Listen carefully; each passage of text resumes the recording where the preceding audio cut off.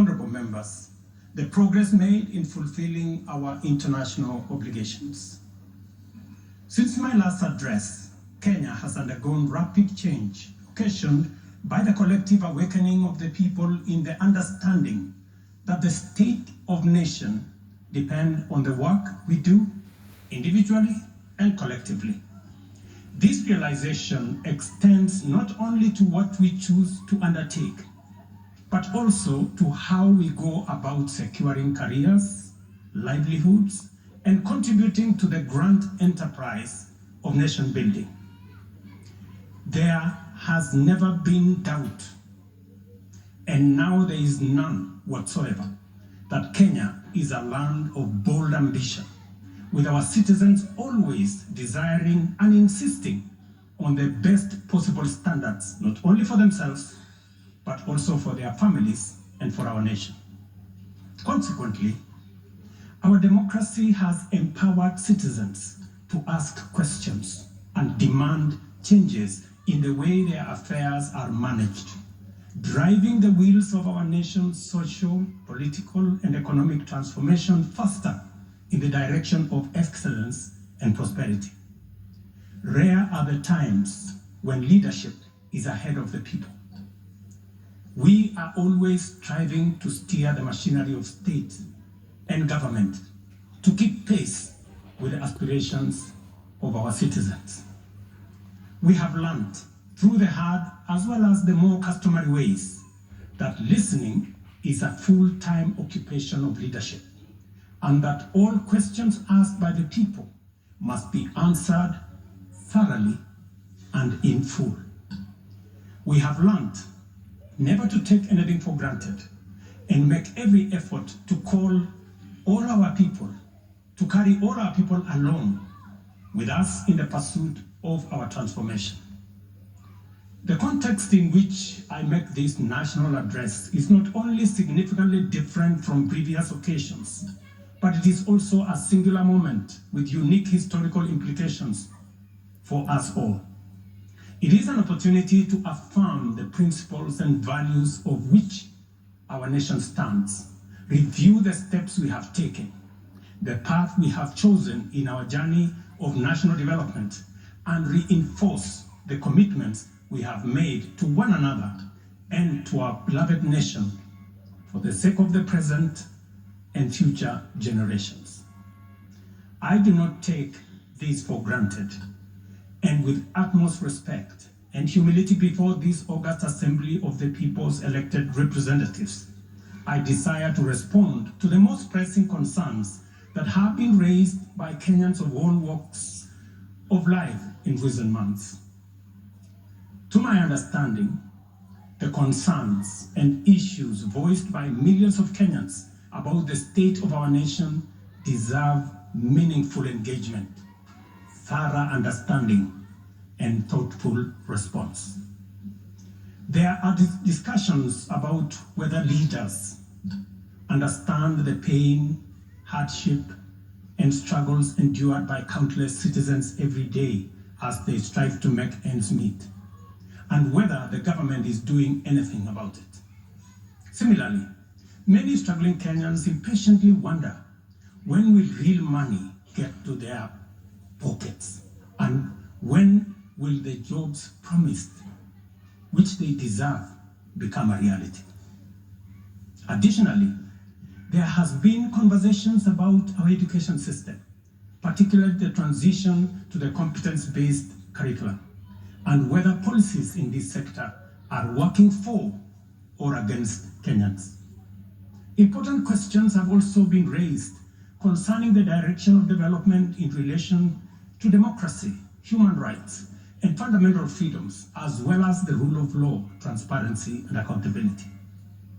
Another more direct question that emerges every now and then is whether public policy in this administration is in furtherance of service delivery to citizens or just in aid of political strategy. It is undeniable that for many Kenyans, times are hard and the struggle to meet their daily basic needs remains daunting. It is also true that these conditions have persisted for a number of years now, leading to much frustration and anxiety. Although we have gone a long way to mitigate some of these difficulties, much remains to be done, though we have laid a firm foundation for decisive intervention.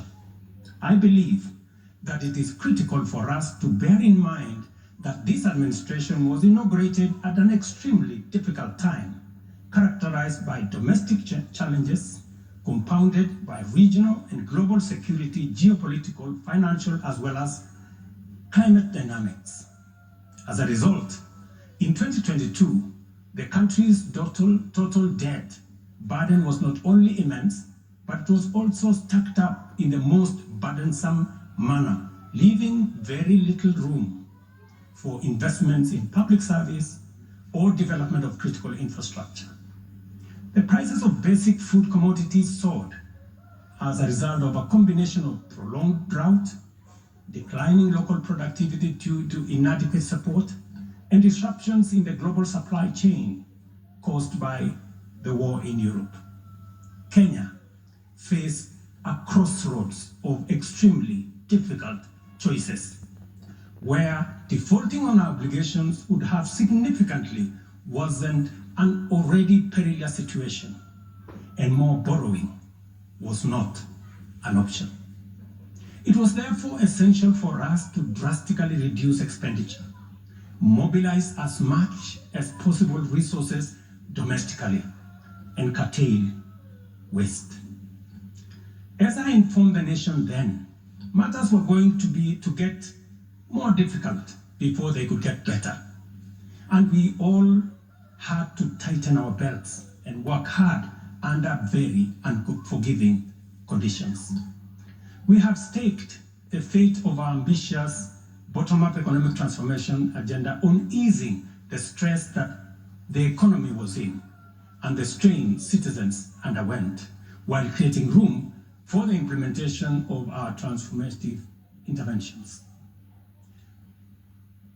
Members, I give this background to underscore two very important facts. First, we haven't been watching helplessly and doing nothing as adversity took a toll on the economy and undermined the livelihoods and well-being of the people.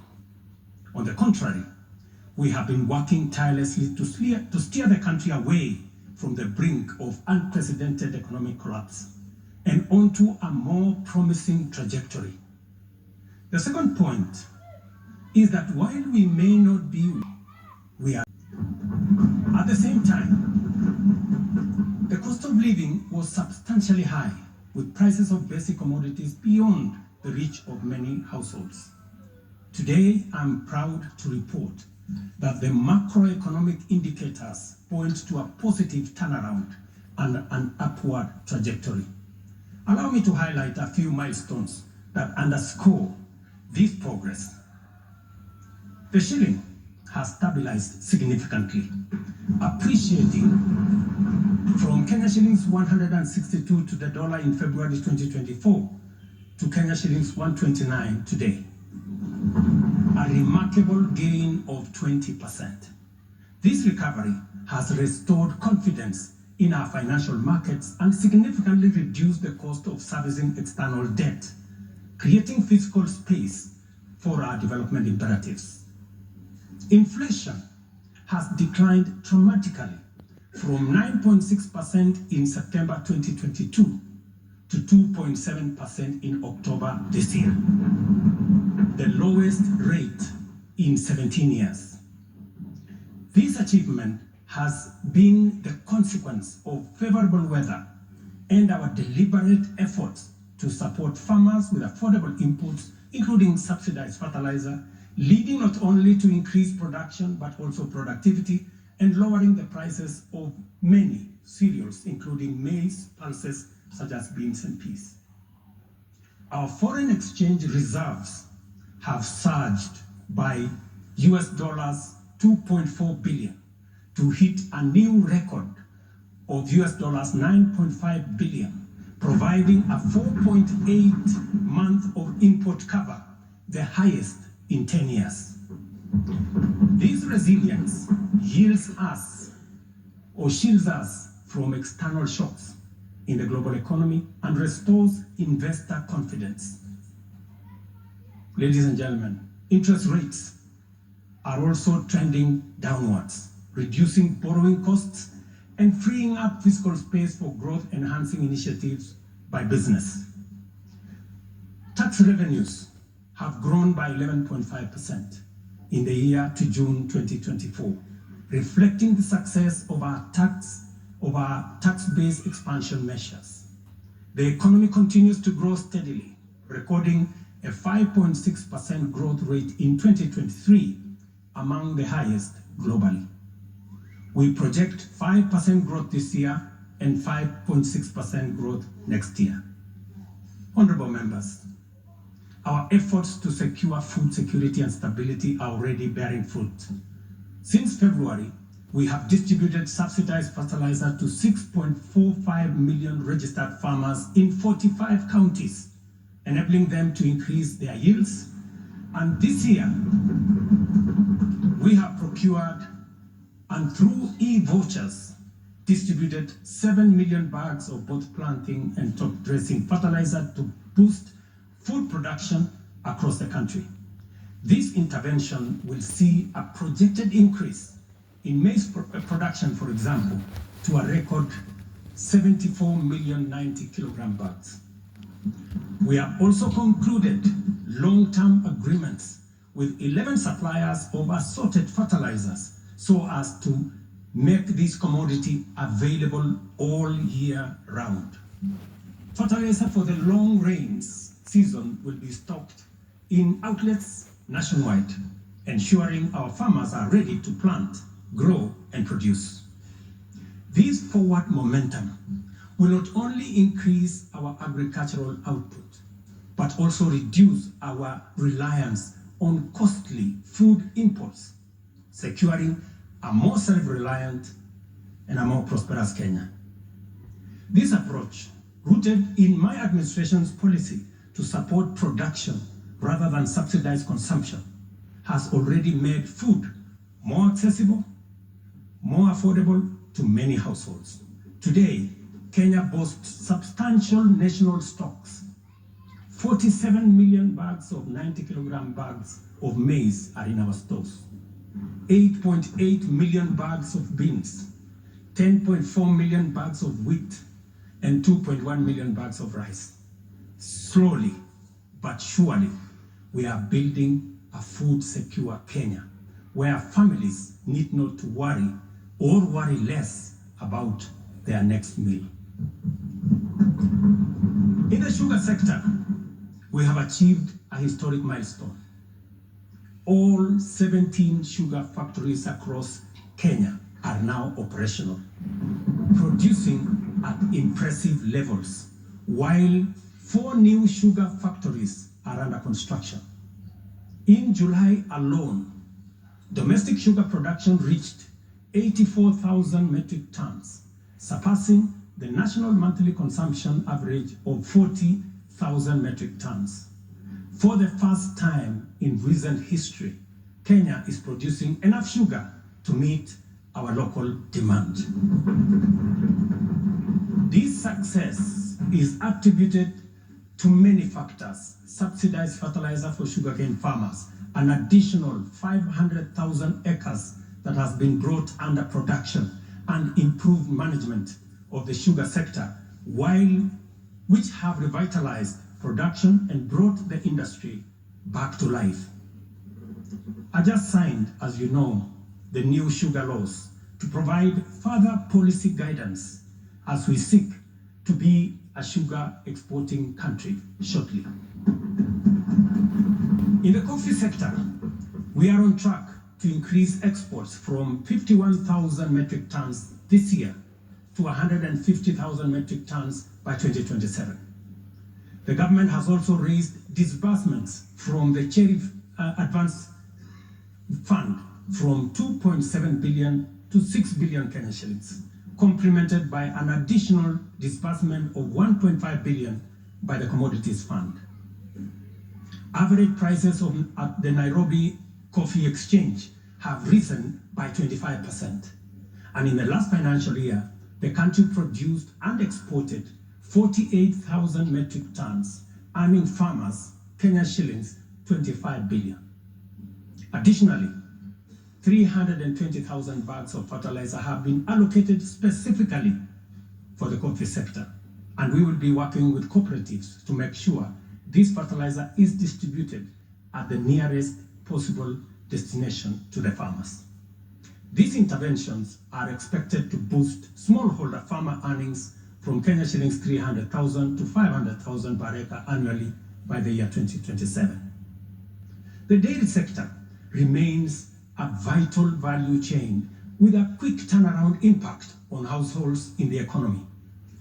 The government of Kenya has released and new members approved 3 billion shillings to modernize the new KCC, ensure farmers are paid on time, and maintain a high price of Kenya shillings 50 per litre.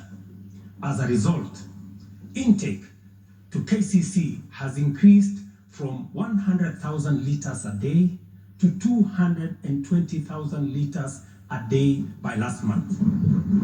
Other strategic interventions include the extension of duty-free imports for feed manufacturing raw materials, subsidized artificial insemination services, and the reduction of sexed semen costs from 7,000 to 2,900 through the Kenya Animal Genetic Resource Center. These measures have led to a 14% increase in milk production from 4.6 billion litres in 2022 to 5.2 billion litres in 2023, with projections exceeding 6 billion litres this year. The value of exported dairy products has nearly doubled, rising from Kenya shillings 4.8 billion in 2022 to Kenya shillings 7.2 billion in 2023. These gains demonstrate how targeted policies can deliver tangible benefits to dairy farmers and drive growth in our economy. Honorable members, by 2022, the education sector was in a crisis with a lack of clarity in transition to the competence-based curriculum, a shortage of 110,000 teachers, and 23 out of 40 public universities were technically bankrupt and at risk of closure. Among those facing severe challenges were huge institutions such as my own alma mater, University of Nairobi, Kenyatta University, Moi University, Egerton University, Maseno University, Masinde Muliro University. To address this issue in our education sector, we have already hired, as you know, members, 56,000 teachers and are in the process of recruiting another 20,000 by January next year. We have also ensured the seamless transition of learners from primary to junior secondary and domiciled grades 7, 8, and 9 in primary school, optimizing the use of existing infrastructure, ensuring the safety of young learners, and protecting parents from the high costs associated with boarding schools far away. Recognizing the financial challenges faced by our universities and TVETs, we introduced a new student-centered higher education funding model. This model gives priority to the most vulnerable students, offering them up to 95% government support, while also pulling our universities back from the brink of collapse. The remaining challenges for a few universities, like Moi University, are related to internal administrative and governance issues, which I have given firm instructions that they should be addressed. To further enhance access to higher education, we launched the Open University of Kenya, and this House approved that exercise, paving the way for more students to achieve their academic goals. The institution's first cohort of students is scheduled to graduate next week on the 29th of November 2024. Honorable members, universal health coverage is a cornerstone of our transformation agenda and a matter that touches every Kenyan family. Despite health being a devolved function, we acknowledge the immense financial burden that comes with health. Counties have struggled with shortages of medicine, equipment, and staff, hindering service delivery and leaving countless Kenyans with suboptimal access to healthcare.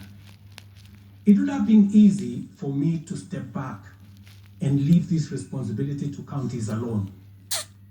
But that would have been a disservice to Kenyans and a betrayal to our Constitution. Instead of engaging in debates about healthcare being devolved, I have chosen the hardest but necessary path of addressing this challenge head on. Health delivery is not just about fulfilling a constitutional mandate by whatever level of government. It is about ensuring that healthcare is not a privilege for the few who can afford and a pipe dream for the many who cannot.